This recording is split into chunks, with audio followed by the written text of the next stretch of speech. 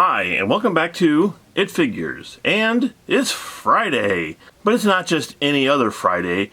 It's the 35th anniversary of Back to the Future, one of my all-time favorite movies. And yes, I know I have not been on here for quite a while, and I am going to try to fix that because I do have stuff piling up to the ceiling here with things I need to review.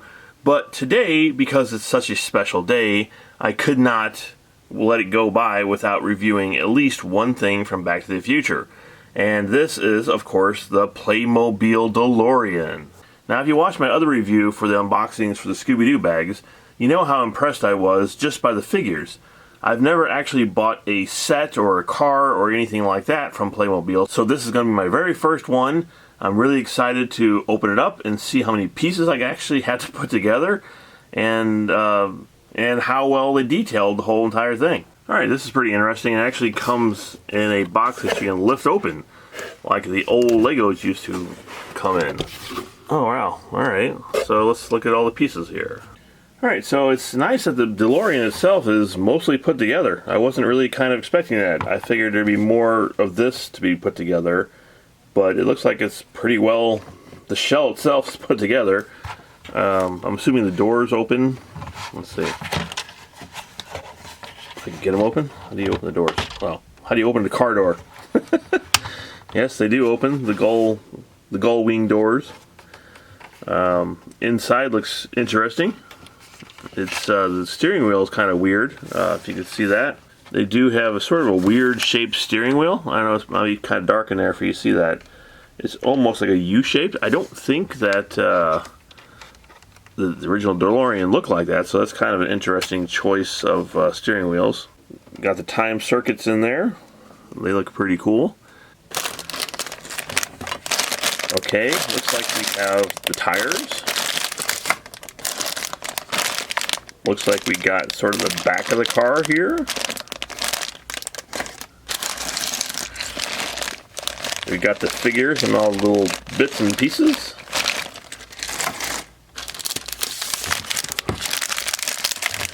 And we have some other bits and pieces from the car. I can't tell from what I'm looking at here, but it almost looks like there is no Mr. Fusion, that this is pretty much the car from the first movie. And I guess this must be the battery pack, I'm assuming. It's light, so I don't think it has any batteries in it. Hopefully I have batteries put in it. And I was going to say, I wasn't expecting this, but I guess I should be expecting this because even the miniature figures had stickers on them. But this seems like it's a lot of stickers to put on. I'm not going to take you through the entire build process. I'll come on here every now and then and talk about what I'm doing. But so I'm going to open up the instruction booklet and see how complicated the instructions are. Don't look too bad, I guess. The book's not very big. It's not like a 500-page Stephen King novel like some of the Lego sets. So, it doesn't look too complicated. Alright, let's get into it and start building. Okay, first thing that has struck me here, before I've even opened anything, is the bags are not labeled. And they're just like stuff thrown in the bags. I don't see anything on the bag that shows labeled.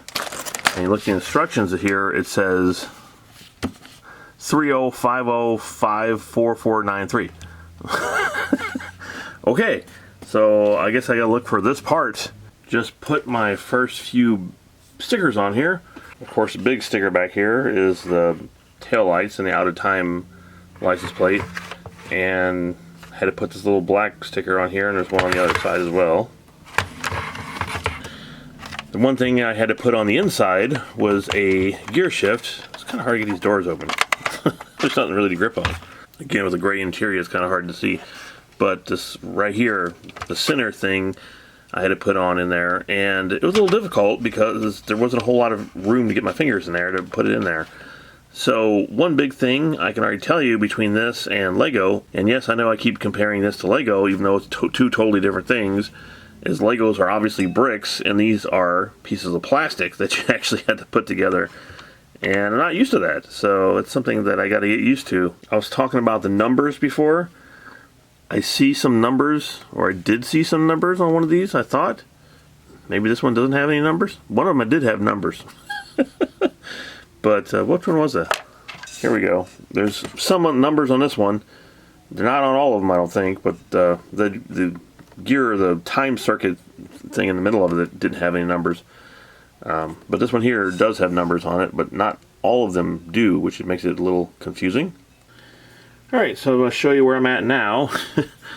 So first I put these hoses in, and they're pretty difficult, especially the back one, because they're very rubbery, and they have to go into this hole up here, so you have to kind of snake it through this and then put it in here, and it was difficult to get that in there. I was trying to use tweezers and everything else.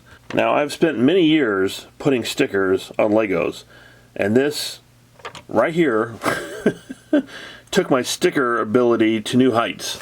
You almost have to be like a sticker expert to get this thing on there. It's very thin, it's transparent so you can see the blue through it, but to get that on there right, it was really difficult. Alright, so I got the DeLorean together, and let's take a look at it. So let's start from the back, I guess, and go to the front. First thing is, this was a nightmare. Even with my years of sticker expertise, this was still a nightmare.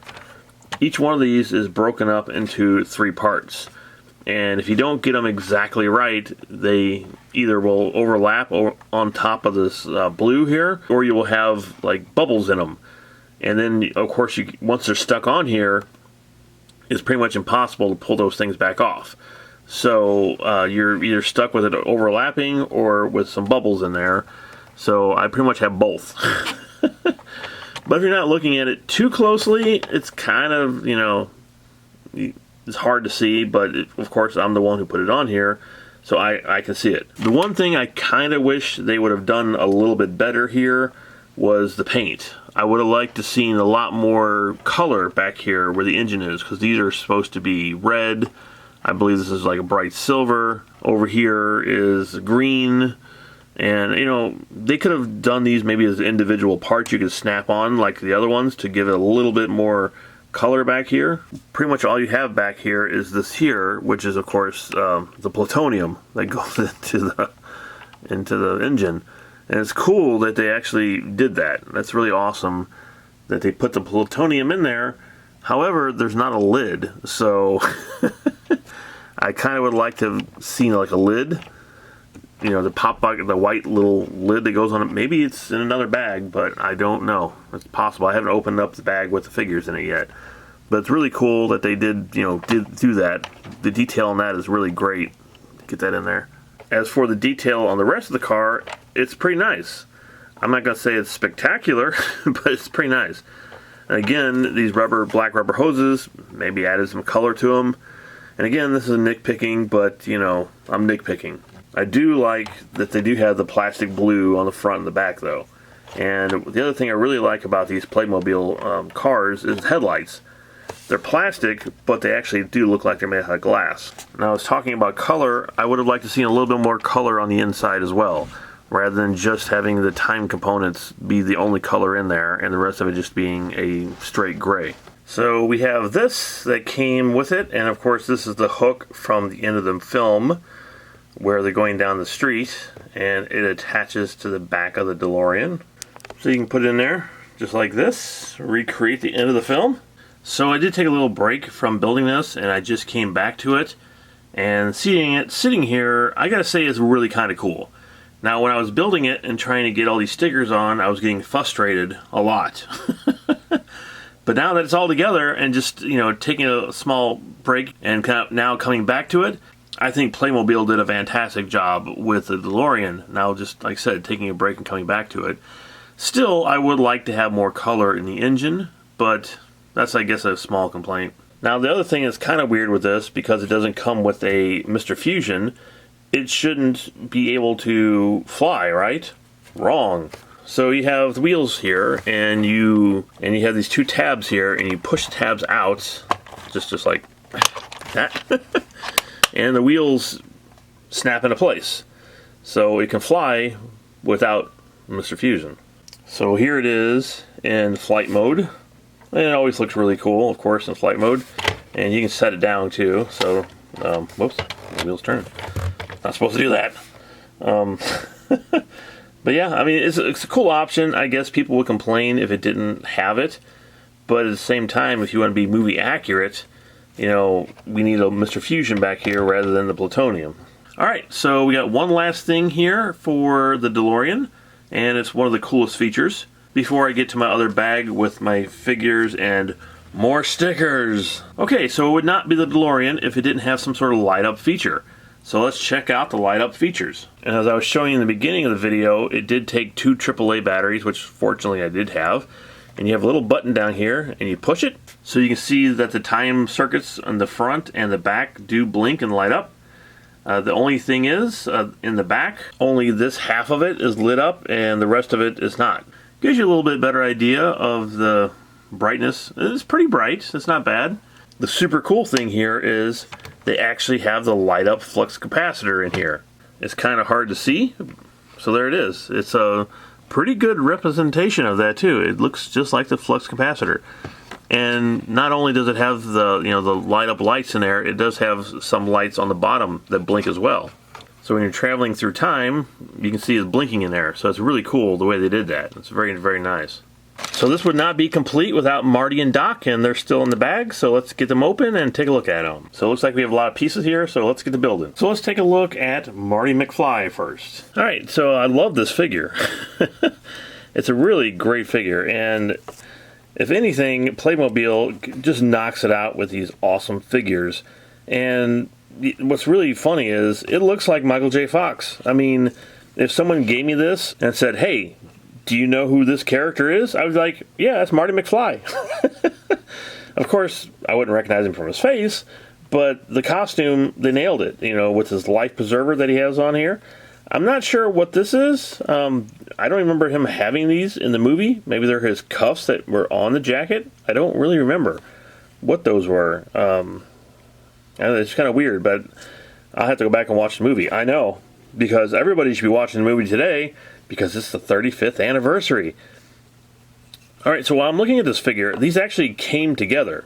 So if you watch my Scooby-Doo reviews for the blind bags I was doing, you know that you actually had to put these together. So I'm kind of surprised these actually came together. It's pretty nice, actually. I had to put them together. But one thing I'm interested in, it looks like he almost has 2 different types of clothing here. Because he has the red life preserver, as they talked about in the movie, and he has the shirt under it. So I'm wondering if you could take off this and what it would look like underneath. So let's see if we can try to do it. And the quick answer to that is no. I was trying to pull him apart like my Scooby-Doo figures, but he seems like he's really well put together, and I don't want to break any parts off of him. So I can't tell if he actually has the print that goes all the way around. I don't think so. I think it's just on the front to show off the front of his shirt there, which is still really cool. So here is the back of him, and I love the creases back here. They could have just made it, you know, a flat surface, but they put some details here. Now, let's take a look at Emmett Brown. Again, if you showed me this figure and I didn't know anything about Playmobil, I didn't know they were making a Back to the Future Playmobil set or any of it, I would say, yes, that's Christopher Lloyd. That's Doc Emmett Brown, because it looks just like him. And this is, again, a great figure. I love the hair texture. I love the nuclear symbol on the back of his shirt there, or his jacket. I guess it would be a coat.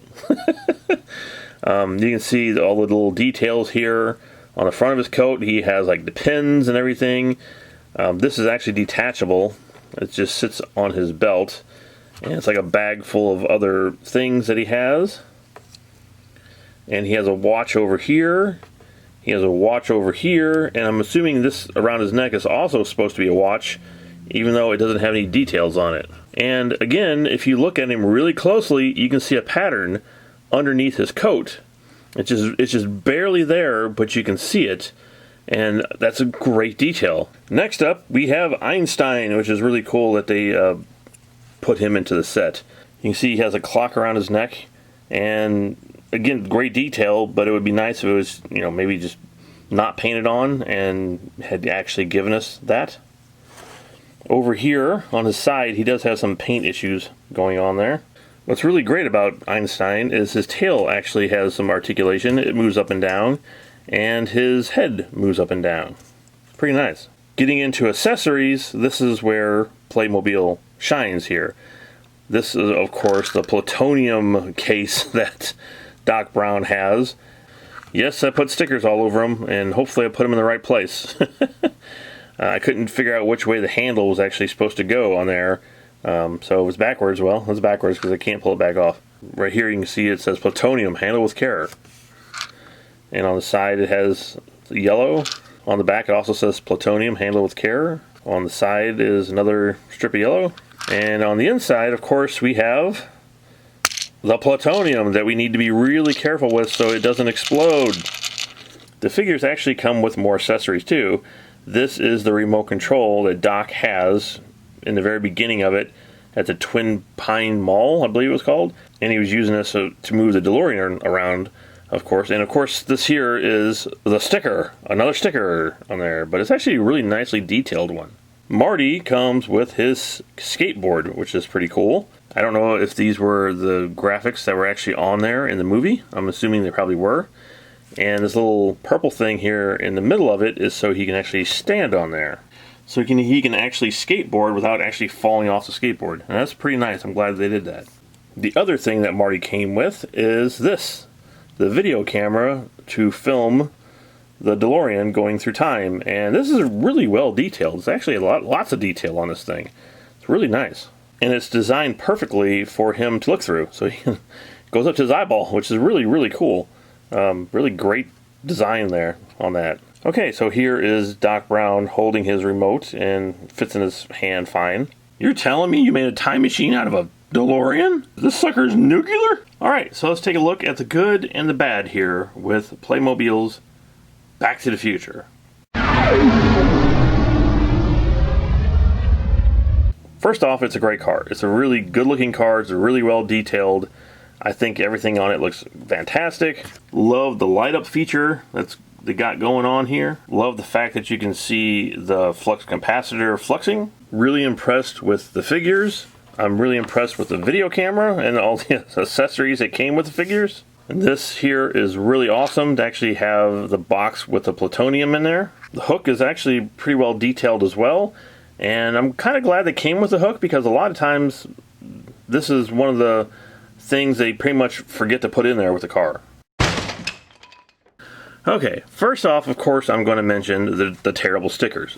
Absolute nightmare to put some of these stickers on and to get them on there correctly without having any air bubbles in them. Rubber hoses were kind of difficult to get in there. I would have liked to have more color in the engine, just anything rather than just a black and gray. It would have been nice to just throw a little bit of color in there. The same on the inside. I would have liked to have, maybe some colored buttons or even the dashboard. Put some graphics on that or something. Anything. And even though it does have this cool light up feature, I would have kind of liked to have some sound too. I wish they would have actually made a little speaker in there where you could actually hear it swishing and going through time. That would have been pretty cool. Overall, I like this set a lot. It's my first big Playmobil set that I've gotten. However, the thing with the stickers, a lack of color, Mr. Fusion, all that kind of stuff is kind of, brought me down a little bit from this, but overall, I still think it's a great set. So the steering wheel thing just made sense to me. This is the first time I've actually tried to put the figure in the car, and because of his legs, they had to take the bottom of the steering wheel off so he would fit in the car. So now I understand why the steering wheel is the way it is. So both figures fit great in the car too. Just want to let you know that and show it to you. So there it is, one of the coolest cars in cinematic history. And hopefully you guys enjoyed this review. And if you did, make sure you hit that subscribe button because we really need some subscribers on this channel. Like a lot of subscribers. And if you like the channel, please suggest it to somebody else too so they might be able to get on here and also hit that subscribe button. And being that it's the 35th anniversary of Back to the Future, go out and watch Back to the Future. Watch 1, 2, 3, whichever is your favorite. Or watch all 3 of them. So until next time, thank you for watching It Figures.